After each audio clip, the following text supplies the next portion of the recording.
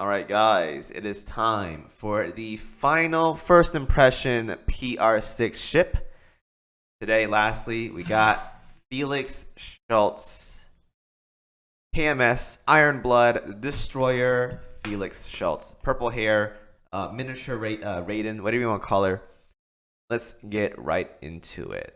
So, as a destroyer, I'm going to try not to be as biased as possible because I really do not like destroyers as much nowadays compared to like light cruisers. I think light cruisers right now are like my favorite ships for Vanguard. So like they're so good, especially Plymouth, but they're so good nowadays. So I'm a big fan of light cruisers. But destroyers though, there are a couple good ones. I mean, it's better than using like heavy cruisers by all means. But yeah. Anyways, at 120 we have 3,301 health, 138 firepower. Honestly, one thing I never asked is I wonder how they generate like health values and like stat values for this. Do they like randomly just throw in a random number and hope it works out or something?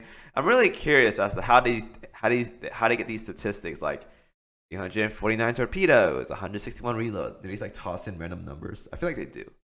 Anyways, though, 217 reload, 213 on the evasion, light armor, 43 speed, sorry, 219 on a hit, 210 on the ASW, and 11 on oil cast. So once again, the past couple of destroyers we had have been in the 3,000 HP mark, which is very, very good. This is what I want to see more of from the game, having more destroyers, having much more viable health pools. This is a good pace for destroyers. Very, very good. As for the efficiencies, 170 on the destroyer and CL gun, that's a lot. 120 on the torpedoes, and 85 on the anti-air. So mainly focused on gun damage right here. Very, very nice. And then at 120, she has +1 firepower. And as for the skills, we have Tormentor of the Week. Increases the ship's crit rate by 10% and crit damage by 20% when attacking enemies below 50% HP.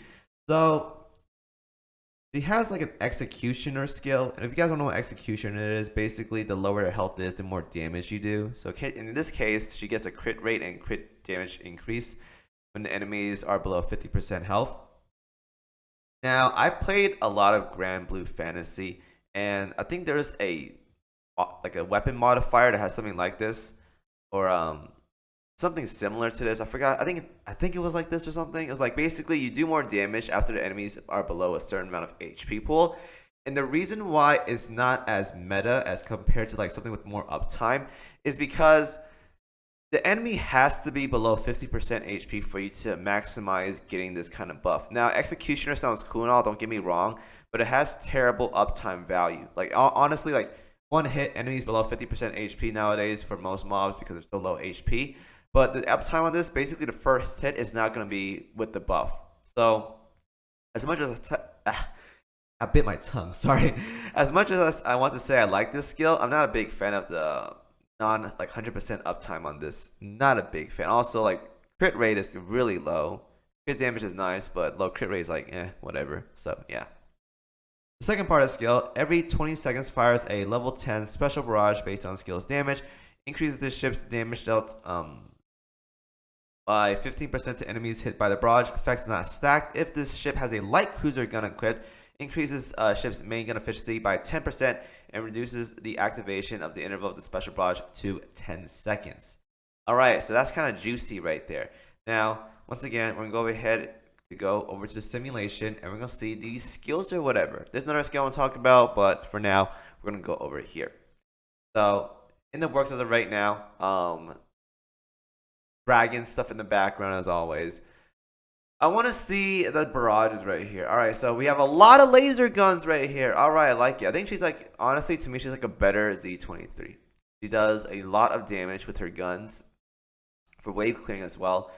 A wave of torpedoes, a lot of like, what's it called? What do you call those games back in the day with like planes and you shooting lasers and stuff? Like bullet hell games with planes or whatever. That's what I feel like what this ship can do right here. A lot of laser damage, a lot of pew pew pew. Pretty nice. I think it's honestly it's just a better Z23 for me. AP damage, better Z23. Honestly.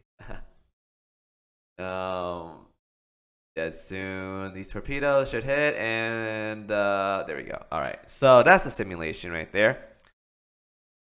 a lot of wave clearing damage. Definitely a lot of wave clearing right there. Definitely is mob potential by all means. I've said that like probably a billion times now, but a lot of wave clearing stuff, it basically means a lot of mobbing potential right there. So a lot of barrages, a lot of damage increased by 15% hit by the barrage. Very, very nice.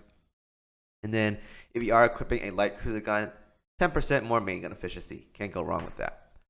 Now, the second skill, Drown in the Abyss of Desire, increases this ship's evasion by 18%, decrease your damage taken by 18%. Very, very good. Along with that giant health pool right there, very, very nice. Honestly, that's a really good ship to bring to World 14. Definitely, definitely, definitely. Now, the second part is decrease this speed of this ship's torpedoes by 1, and increase their damage dealt by 20%. So this is actually very, very good. Some people think torpedo speed is like really important. It's not. The slower they're out there, the better it is actually, because slow torpedoes mean they hover on the battlefield for much longer. And because how AIs work in this game, they're going to walk into it eventually. Or you're more likely to, sorry, the enemies are more likely to walk into the torpedoes when they're like moving randomly, when the torpedoes are slow, versus when they're going very fast. So in this case, it's very, very good.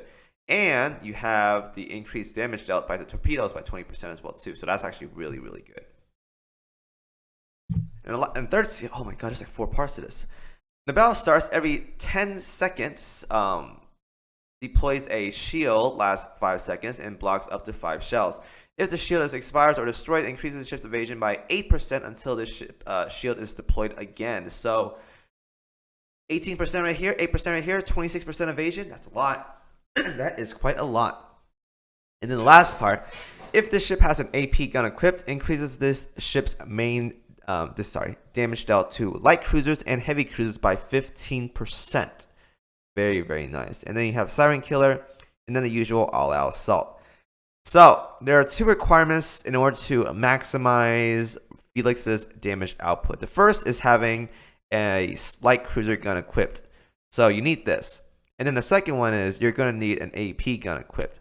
Now, I don't think this part is as important because if you're mob clearing, you won't see that many heavy cruisers and light cruisers. There'll be a couple, but there won't be like an abundance of them. Probably like maybe 30-40% of the time, which is a lot, I guess. But it's not like it's super important to fulfill this. I think this part is much more important. You must have a light cruiser gun right here to get 10% main gun efficiency.